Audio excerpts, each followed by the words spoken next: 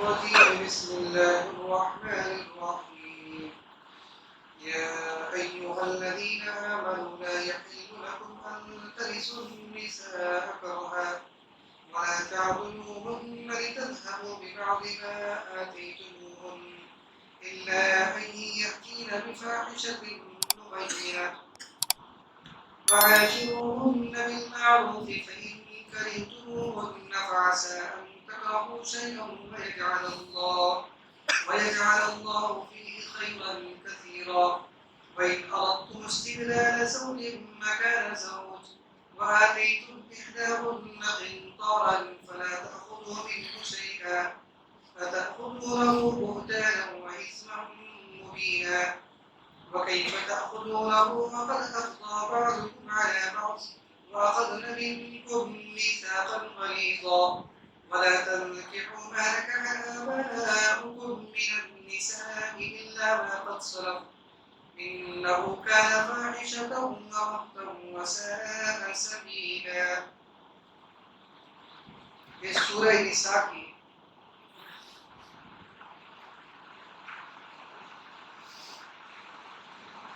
آیت نمبر 19 ہے.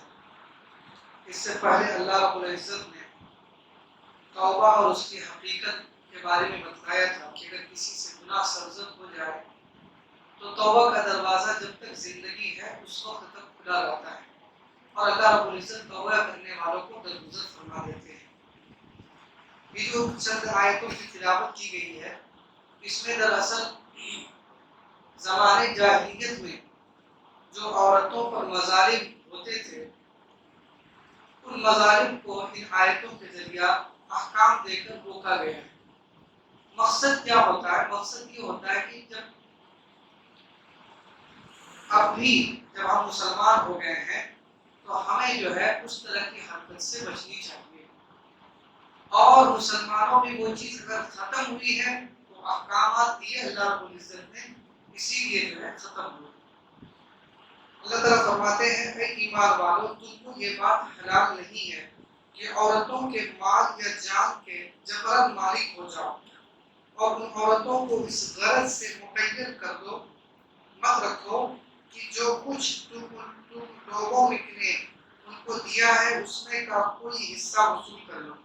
مگر یہ کہ وہ عورتیں کوئی صحیح ناشائستہ حرکت کریں اور ان عورتوں کے ساتھ خوبی کے ساتھ زندگی گزارو اور اگر وہ تم کو ناپسند ہو تو ممکن ہے کہ تم ایک چیز کو ناپسند کرو اور اللہ تعالیٰ اس کے اندر کوئی بڑی فائدہ اور منفعت کی چیز رکھتے ہیں. زمانے جاہلیت میں پیش نظر جو ہے یہ آیت نازل ہوئی ہے اس میں ایک کمی تو ایک خرابی ایک ظلم یہ تھا کہ جس طریقے سے انسان مال کا مالک ہوتا ہے مال کا روپے پیسے زمین جائیداد ان چیزوں کا انسان مالک ہوتا ہے زمانے جاہلیت کی ایک خرابی یہ تھی کہ اسی طریقے سے بیوی کو شوہر کی ملکیت سمجھا جاتا تھا. یعنی مرد حضرات یہ سمجھتے تھے جیسے کہ روپے پیسے کا مالک ہے اسی طریقے سے عورتوں کے بھی مالک ہیں. جب یہ سمجھ لیا گیا تو اس کا نتیجہ یہ ہوتا تھا کہ جب تک انسان زندہ ہوتا یعنی شوہر زندہ ہوتا تو بیوی خود اس کی ملکیت میں ہے یعنی وہ سمجھ رہا ہے کہ میری ملکیت میں ہے میں اس کا مالک ہوں تو اس کو جو کچھ بھی مال و جائیداد میکے کی طرف سے یا کہیں سے حاصل ہوتا کسی نے کوئی گفٹ کر دیا کسی نے دے دیا ہبہ کر دیا یا مہر میں اس کو مل گیا تو اس تمام کے تمام پر شوہر ہی قبضہ کر لیتا ہے. ظاہر سی بات ہے کہ عورت کو وہ ملکیت سمجھ رہا ہے کہ میں اس کا مالک ہوں. جب میں خود اس کا مالک ہوں اس کی جو چیزیں بھی ہیں اس کا مالک بھی میں ہی ہوں یہ سمجھا جاتا ہے. یہ تصور تھا زمانے جاہلیت کا. اور مرنے کے بعد یہی رویہ جو ہے وارثین بھی اختیار کرتے تھے. چنانچہ کسی شخص کے مرنے کے بعد اس کی جو بیوی ہوتی تھی جس طریقے سے اس کی جائیداد کو لوگ تقسیم کرتے ہیں بیویوں کو بھی تقسیم کر لیا کرتے تھے مال کی طرح بیویوں کو بھی تقسیم کر لیتے. یہاں تک کی بات اس زمانے کے حالات میں یہ بھی لکھا ہے کہ اگر کوئی سوتیلا بیٹا ہوتا تو وہ تقسیم کر کے اس سے نکاح بھی کر لیتا تھا. اگر کوئی چچا زاد بھائی ہے یا کوئی اور بھائی ہے یا کوئی اور رشتہ دار ہے تو جس طریقے سے مال تقسیم کرتا تھا بیوی کو بھی تقسیم کر کے اپنی نکاح میں یا اپنے پاس رکھ لیتا تھا. یہ ایک چیز تھی. اسی طریقے سے جب وہ مالک سمجھتا تھا تو یہ سمجھتا تھا کہ اس کا جو کچھ بھی ہے وہ ہماری. چنانچہ اگر کسی خاتون کے پاس کوئی روپے پیسے رقم ہے موجود ہے، مثال کے طور پر ایک شخص کا انتقال ہوا اور اس کا کوئی نہیں تھا اور بچیاں تھیں، بچیوں کو سارا مال مل گیا، ویسے تو دیتے نہیں تھے، چچا زاد بھائی وغیرہ کوئی بھی ہوتا تو سارے لے لیتے تھے، لیکن کسی طریقے سے بھی اگر بچیوں کے پاس مال ہو گیا تو دور کے جو رشتہ دار وغیرہ ہوتے تھے وہ اس نیت سے اس کے نکاح سے روک دیتے تھے کہ تاکہ میں اس کا سارا مال نہ لوں. یا تو اس مال کے لالچ میں خود سے نکاح کر لیتا تھا یا نہیں تو پھر جو ہے وہ یہ چاہتے تھے کہ ساری زندگی ہمارے دروازے پر رہے اور یہیں پر مرملات ختم ہو جائے، اس کا جو مال ہے وہ ہم کو مل جائے. یہ سارے کے سارے مظالم جو ہے اس زمانے میں قرآن زمانے نزول قرآن سے پہلے جو ہے زمانے جاہلیت کے حالات تھے. اللہ رب العزت نے ایک ہی جملے میں ان تمام کو ختم کر دیا. اللہ تعالیٰ فرماتے ہیں کہ اے ایمان والو تم کو یہ بات حلال نہیں ہے کہ عورت کے مال یا جان کے مالک بن جاؤ. عورت جس طریقے سے تم ایک انسان ہو وہ بھی ایک انسان ہے. تم مالک بن سکتے ہو تو عورت بھی مالک بن سکتی ہے. عورت کا مال اس کی مالک وہ خود ہے، تمہارا مال تم اس کے مالک ہو. تم عورت کے مالک نہیں بن سکتے ہو، تم کو بننا نہیں چاہیے. تو اسی جملے کے اندر سب کچھ ختم کر دیا کہ عورت کے تم مالک نہیں. جب مالک نہیں ہو تو وراثت میں اس کو تقسیم نہیں کر سکتے تم، اور وہ خود بھی مالک بن سکتی ہے. جس طرح تم انسان ہو، مرد انسان ہے اور وہ مالک بن سکتا ہے، اس کے پاس روپے پیسے ہو سکتے ہیں، اس کی جائیداد ہو سکتی ہے، اسی طریقے سے جب وہ بھی انسان ہے تو اس کی بھی زمین جائیداد ہو سکتی ہے، وہ بھی مالک بن سکتی ہے. اس ایک ہی جملے میں سارے کی ساری چیزوں کو اللہ رب العزت نے ختم کر دیا. اسلام کا یہی ہے کہ اسلام کہتا ہے کہ عورت کی ملکیت الگ ہے اور مرد کی ملکیت الگ ہے. جو کچھ عورت کا ہے وہ عورت کا ہے. مرد کا حصہ اس میں اسی وقت لگے گا جبکہ عورت دے گی. عورت کی رضامندی سے ہی مرد کا حصہ، شوہر کا حصہ اس میں لگ سکتا ہے.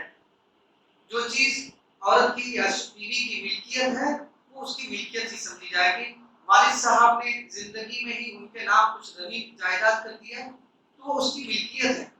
جبرن جو ہے شوہر کو اجازت نہیں ہے کہ اس سے لکھوا لے یا اس پر جو ہے اپنا حق جمائے. ہاں یہ مسئلہ ہے کہ بھائی اخلاقی طور پر دونوں ایک دوسرے کے سامان استعمال کریں، وہ اپنی جگہ ہے، رضامندی سے سب جائز ہے، لیکن جبری طور پر کچھ نہیں کر سکتا شوہر. تو اللہ تعالیٰ فرماتے ہیں کہ اے ایمان والو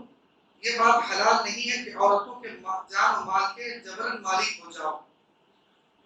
اور ایک چیز یہ بھی تھی جیسا کہ لوگ جو ہے جیسے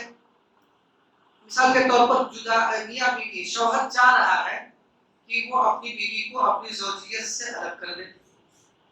لیکن ساتھ میں یہ بھی چاہتا تھا کہ ہم نے جس کو مال دیا تھا ڈھیر ساری رقم وہ بھی ہم کو مل جائے. عورت کی کوئی غلطی بھی نہیں ہے، خود مرد چاہ رہا ہے کہ میں اس کو الگ کر دوں اور یہ بھی چاہ رہا ہے کہ جو مہر ہم نے دیا ہے یا زندگی میں جب ہم لوگوں کے رشتے اچھے تھے اس وقت ہم نے جو زمین جائیداد یا کچھ بھی اس کے نام کیا ہے وہ مجھے واپس مل جائے، جس کو گفٹ کر دیں. مہر دیا ہے یا گفٹ دیا ہے یہ بھی چاہ رہے کہ وہ بھی واپس لے لیں اور اپنی بیوی کو زوجیت سے بھی الگ کر دیں. کہتے ہیں یہ فرماتے ہیں کہ یہ چیز درست نہیں ہے، یہ چیز درست نہیں ہے. ہاں اگر عورت کی کوئی کمزوری ہے وہ آگے آئے گا، مثال کے طور پر اس کی طرف سے ایسے سبب کا، ایسے کارن کا وجود ہوا، اس کی طرف سے ایسی حرکت ہوئی کہ جس کی وجہ سے دونوں میں جدائی ہو رہی ہے، اس کی طرف سے فحاشی والا کوئی کام ہو گیا، اس کی وجہ سے اس کی طرف سے بدکاری والا کوئی کام ہو گیا، تو ایسی صورت میں جدائی کے لیے یہ شرط لگانا کہ ہم نے جو کچھ تم کو دیا ہے وہ واپس کر دو، یا جو میرے ذمہ تمہارا سامان ہے، مہر وغیرہ ہے، اس کو معاف کر دو. اس وقت صحیح ہے۔ خلاصہ یہ ہے کہ اگر جدائی ہو رہی ہے اور جدائی میں کارن جو ہے خود مرد ہے،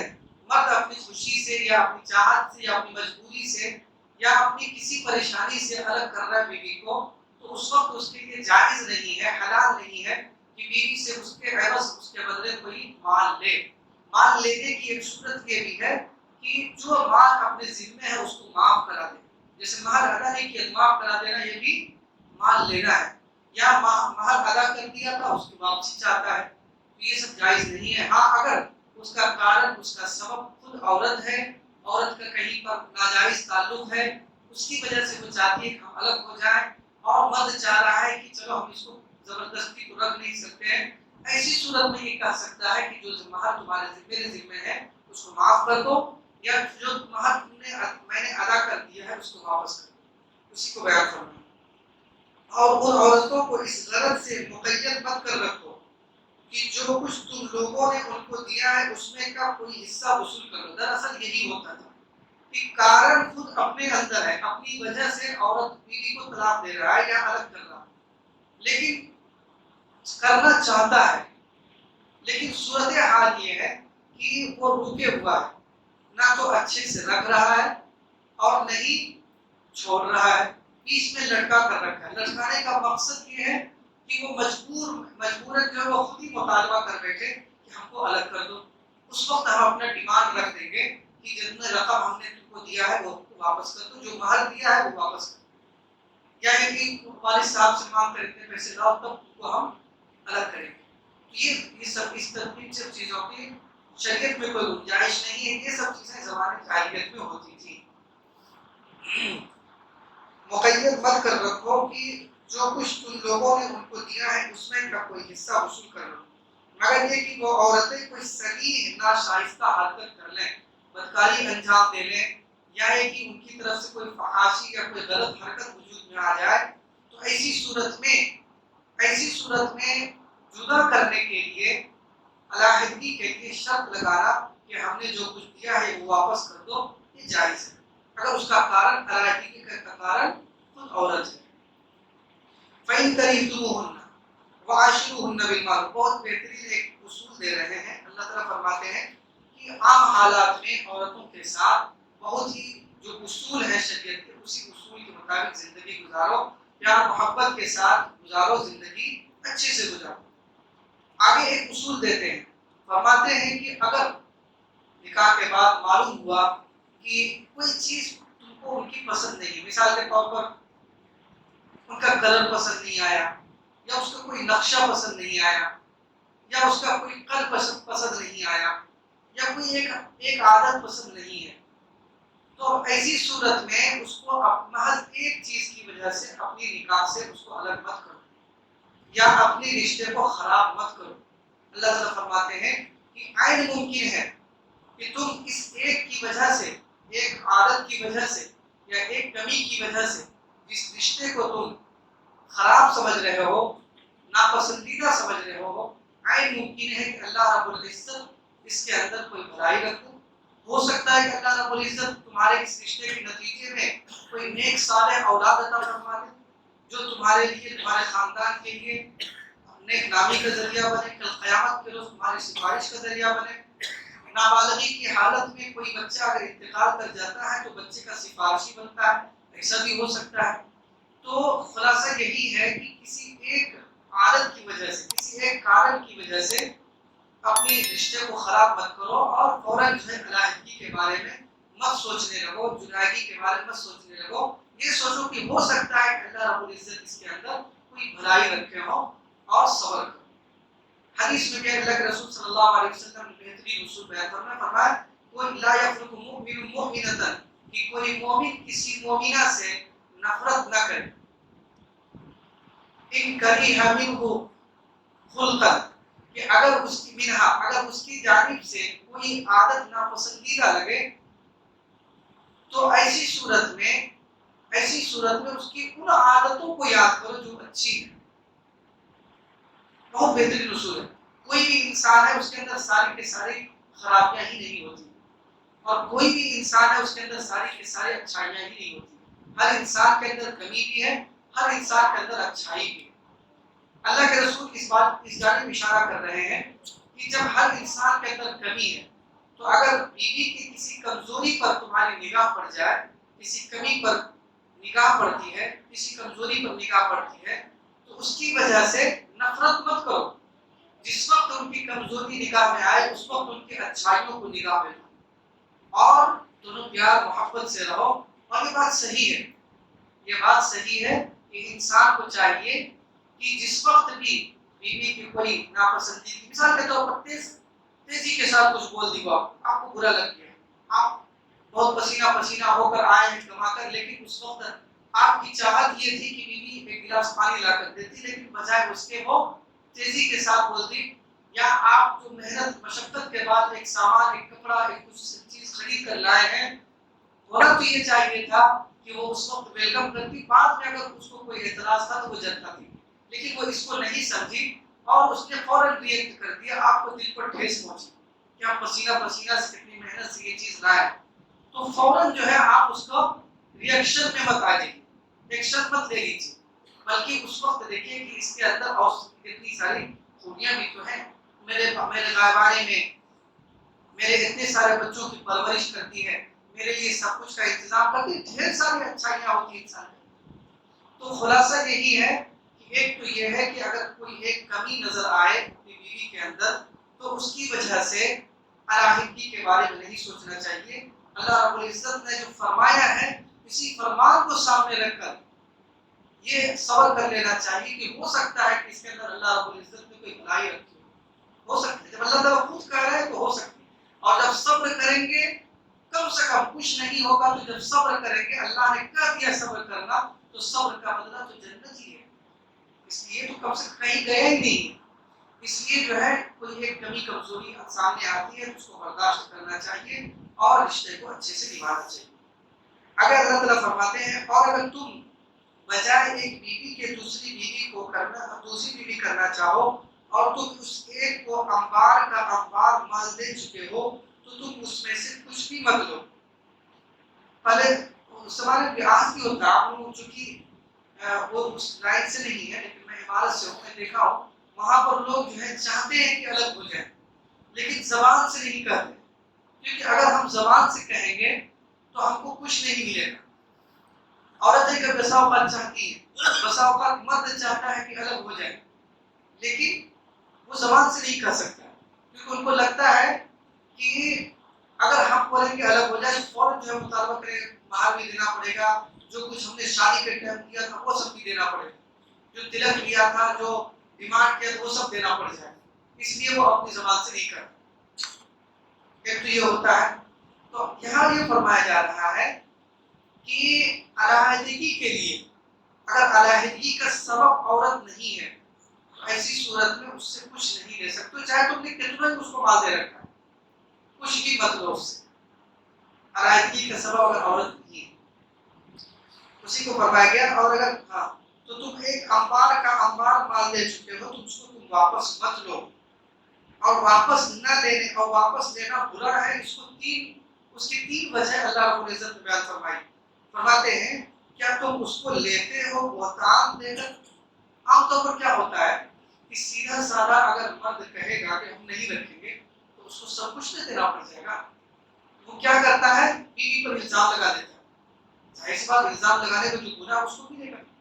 اتأخذونه بهتانا عظیما، کیا تم اس کو لوگے الزام دے کر اور اس میں اور صریح گناہ کے مرتکب ہو کر؟ ظاہر سی بات ہے کسی پر پاک دامن پر الزام لگانا بہت ہی صریح غلطی ہے، گناہ ہے۔ دوسری وجہ یہ ہے، فرماتے ہیں تم اس کو کیسے دے سکتے ہو حالانکہ تم باہم ایک دوسرے سے بے حجابانہ مل چکے ہو؟ یعنی مسئلہ یہ ہے کہ اگر نکاح ہو جائے، شادی ہو جائے، شادی کے بعد میاں بیوی ایک ساتھ رہ چکے ہیں تو جو بھی مہر وغیرہ ہے وہ مکمل مہر کی مالک ہو گئی، یہ اصول ہے شریعت کا، وہ اس کی ملکیت ہو گئی، ایک ساتھ اگر رہ لیے تو اس میں سے کچھ نہیں لے سکتے۔ اب جب تم ایک ساتھ رہ چکے ہو، آج تم الگ ہو رہے ہو تو تم کس منہ سے اس سے یہ کہا ہم کو واپس کرو یا معاف کر دو؟ تو دو وجہ۔ تیسری وجہ فرماتے ہیں وَأَخَذْنَ منکم میثاقا غلیظا، اور وہ عورتیں جن سے ایک بہت پختہ اقرار لے چکی ہیں. یہ پختہ اقرار وہ ہے جو اللہ اور اس کے رسول کا نام لے کر نکاح کے خطبے کے بعد ایجاب و قبول کے ذریعہ مرد قبیلتو کہتا ہے تو وہ سارے اقرار کرتا ہے. یہ بھی اقرار کرتا ہے کہ قبیلتو کا جملہ بہت اچھا سیدھا سا ہے، میں نے قبول کیا، لیکن وہ اس کے ضمن میں بہت چیزوں کو قبول کرتا ہے. وہ یہ بھی قبول کرتا ہے کہ اس کی ساری ذمہ داری میرے اوپر ہوگی. وہ یہ بھی قبول کرتا ہے کہ اس کا دیکھ ریکھ اور اس کے راحت و آرام کا سارا انتظام میں کروں گا. وہ یہ بھی قبول کرتا ہے کہ اس کے مہر میرے ذمے ہیں. جب تم نے اقرار کر لیا ہے، واخذنا منکم میثاقا غلیظا، پختہ اقرار کر لیا، اللہ اور اس کا رسول کا نام لے کر اقرار کر دیا، تو اب کس منہ سے تم مانگ رہے ہو؟ کیونکہ اس زمانے میں یہ سب چیزیں زیادہ اس لیے بہت زور دے کر اللہ تعالیٰ فرمایا. آگے جو ہے ایک آیت ہے، یہ یہاں سے جو بھی 2-3 آیتیں ہیں وہاں تک اللہ رب العزت نے محرمات کو بیان کیا ہے.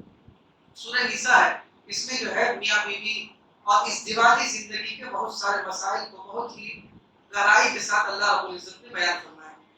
اللہ رب العزت نے آگے جو محرمات کو بیان فرمایا، ان خواتین کو بیان فرمایا جن سے نکاح حلال نہیں ہے، جن سے نکاح کرنا حلال نہیں ہے. ظاہر سی بات ہے کہ وہ عورتیں جن سے نکاح حلال ہے وہ بہت زیادہ ہیں، اور وہ عورتیں جن سے نکاح حلال ہے، جن سے نکاح حلال نہیں ہے، ان کی تعداد کم ہے. اس لیے اللہ رب العزت محرمات کو بیان کریں گے، ان عورتوں کی تعداد بیان کریں گے جن سے نکاح کرنا حلال نہیں ہے. باقی جتنی بھی عورتیں ہوں گی وہ سب حلال ہوں گی. ان میں حلال نکاح جو ہے حرام ہونے کی کئی شکلیں ہیں. کبھی کبھی نکاح حرام ہوتا ہے کسی خاتون سے ہمیشہ ہمیشہ کے لیے، اور کبھی کبھی ہوتا ہے موقت، اس کو بولتے ہیں محرمات ابدیہ، ہے نا، کہ وہ عورتیں جن سے نکاح کرنا ہمیشہ ہمیشہ پوری زندگی کبھی بھی نہیں جائز ہو سکتا. اور ایک وہ ہوتی ہے کہ جس سے نکاح کرنا جائز ہو جاتا ہے فی الحال نہیں ہے. بہت ساری شکلیں، مثال کے طور پر کوئی خاتون ہے، کسی کی نکاح ہے تو اس سے کسی کی نکاح جائز نہیں ہو سکتا. یا اسی طریقے سے ایک خاتون ہے، اس کی زوجیت میں کسی انسان میاں بیوی ہے، تو جب تک وہ حیات سے اس کی بیوی، اس وقت تک وہ اس کی بہن سے نکاح نہیں کر سکتا اپنی سالی سے. لیکن جیسے ہی اس کی بیوی کا انتقال ہوگا عدت گزار کے بعد اپنی سالی سے اگر نکاح کرنا چاہے تو اس کے لیے حلال ہے. دیکھیے یہاں پر ایک بات یہ سمجھیے، یہ جو مسائل بیان کی جاتی ہے ترغیب نہیں کہ ایسا کیجیے. سمجھیے بہت سارے لوگ جو ہے اس چیز کو لے کر واویلا مچاتے ہیں، خاص طور پر تو اس میں یہ چیز بابر کراتے ہیں وہ کہ دیکھیے اسلام یہ کہتا ہے، حکم دیتا ہے. اسلام نے چیزوں کو حکم نہیں دیا، ایک حکم بیان کیا ہے، ایک مسئلہ بیان کیا، ایک قانون بیان کیا ہے کہ یہ کرنا جائز ہے یا ناجائز ہے. یہ ہرگز بھی کا مطلب یہ نہیں ہے کہ آپ جا کے کام کریے ہی کریے. ٹھیک اسی طریقے سے جیسے کہ حالات کے سبب ایک سے زائد نکاح کرنا جائز ہے، اسلام یہ نہیں کہتا کرو ہی کرو. تو اس چیز کو سمجھیے. آگے بھی جو ہم بیان کریں گے اس میں بھی یہ بات ہمیشہ ذہن میں رکھنی چاہیے کہ وہ چیزیں جو احکام بیان کیے جا رہے ہیں وہ ایک قانون بیان کیا جا رہا ہے، وہ حکم نہیں ہے، وہ آرڈر نہیں ہے کہ تم ایسا کرو ہی کرو. تو ہم نے جو بیان کیا ابھی، تو اب فرض سے جو الٹے ذہن کا آدمی ہوگا کہے گا یار انسان کا تھا، مسلمان کہہ رہا ہے کہ مولانا صاحب کہہ رہے ہیں کہ سالی سے نکاح کر دو. نہیں، وہ ایک مثال، ہم نے ایک قانون بیان کیا کہ جب تک بیوی حیات سے ہے اس وقت تک سالی سے نکاح کرنا جائز ہی نہیں ہے، حرام ہے، حرام. لیکن اگر بیوی کا انتقال ہو جاتا ہے تب بھی ہم یہ نہیں کہتے نکاح کرو جا کے، ہم یہ کہیں گے کہ جائز ہے. کبھی اگر ایسی سچویشن آ جاتی ہے مثال کے طور پر کہ بیوی کے جس خاتون کا انتقال ہوا اس کے بچے ہیں، چھوٹے چھوٹے بچے ہیں، اور ماشاءاللہ کمانے دھمانے والا ہے، اور ادھر سسرال والے لوگ جو ہے تھوڑی سی کمزور ہیں. اب وہاں پر سسرال والے کی یہ بات خواہش ہو گئی کہ جو بچے چھوٹے چھوٹے ان کی خالے کی پرورش میں رہ جائیں گے، اسی سے نکاح ہو جائے. تو بہت ساری اچھی شکلیں ہیں اس میں. اسی طریقے سے دوسرے نکاح کی صورت میں بہت سی اچھی شکلیں ہیں. تو یہ سچویشن بتلائے گا کس وقت کیا ہوتا ہے. لیکن یہ جو بتایا جا رہا ہے وہ جائز اور ناجائز کا حکم بتایا جا رہا ہے. یہ ہم نے اجمال بتایا، اس کی تفسیر اللہ رب العزت جو ہے آخری کئی آیتوں کے اندر بیان کیا ہے، انشاءاللہ اس کو ہم لوگ اگلی آیت میں اگلے ہفتے میں پڑھیں گے اور سنیں گے۔ اللہ رب العزت ہم سب کو قرآن کی صحیح سمجھ عطا فرمائے۔ قرآن کی تلاوت ایک حق ہے، قرآن کا سمجھنا بھی ایک حق ہے، قرآن کے احکام پر عمل کرنا بھی ایک حق ہے۔ یہ سارے کے سارے قرآن کے حقوق ہیں۔ ہم لوگوں کی یہ سوچ ہونی چاہیے کہ جس طریقے سے ہم تلاوت والے حق کو ادا کر رہے ہیں، اسی طریقے سے قرآن کے جو دیگر حقوق ہیں ہم اس کو بھی ادا کریں۔ اگر ہمارا قرآن شریف صحیح نہیں ہے تو رمضان المبارک کا موقع ہے، اس میں اگر ہم صحیح کرتے ہیں تو اس قرآن کو سیکھنے کا ثواب قرآن کو پڑھنے سے بھی زیادہ ہے۔ تو قرآن کو سیکھیں۔ قرآن کا اگر ہم تلاوت کر لیتے ہیں، ہماری اردو اچھی ہے تو ہم تھوڑی موڑی جو ہے اگر چاہے تو کچھ تفسیر پڑھ لیں، یا نہیں تو کہیں پر درس لگتا ہے تو ہم اس درس میں بیٹھ کر سمجھ لیں، تاکہ اس حق کو ادا کرنے کے حوالے سے بھی جو ہماری ذمہ داری بنتی ہے ہمارے اوپر، وہ بھی ہم ادا کرنے والے بن جائیں۔ اللہ رب العزت ہم سب کے اس عمل کو قبول فرمائے، اس بیٹھنے کو قبول فرمائے، ذخیرہ آخرت بنائے۔ سبحان اللہ و بحمدہ، سبحانک اللہم و بحمدک، نشہد ان لا الہ الا انت، نستغفرک و نتوب الیک۔ سبحان ربک رب العزة عما یصفون، وسلام علی المرسلین، والحمد للہ رب العالمین۔